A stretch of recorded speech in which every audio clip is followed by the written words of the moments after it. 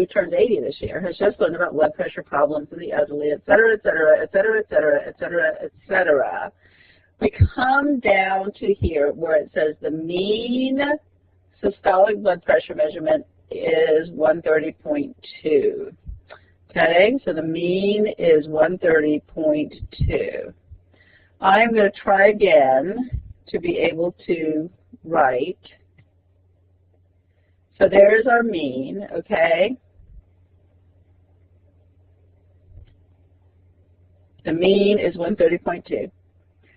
So then we have some information. According to Chebyshev's theorem, at least what percentage of the population lie within 1.5 standard deviations of the mean, which is the 130.2.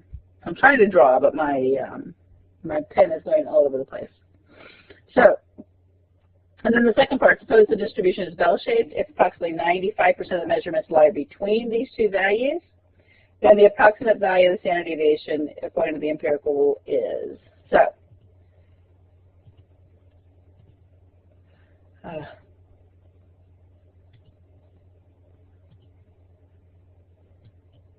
right, I'm having a little bit of trouble with my.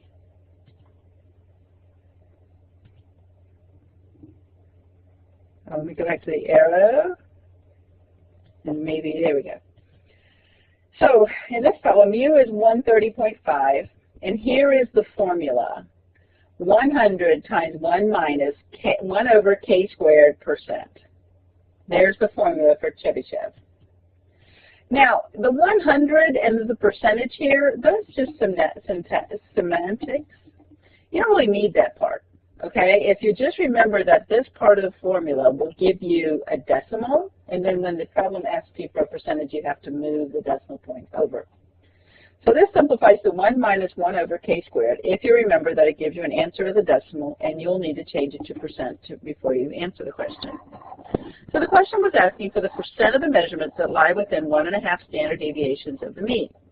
So all we're going to do is plug in 1.5 for k and simplify. So that goes right in here for the k. Remember, I'm not going to worry with the 100 of the percent. I'm just going to do inside this parentheses. So 1 minus 1 over 1.5 squared is 1 minus 1 over 2.25 is 1 minus 0.44444, which equals 0.55555. So at least 55.555 or 55.6% of the measures lie within 1.5 standard deviations of the mean. So that's Chebyshev's theorem.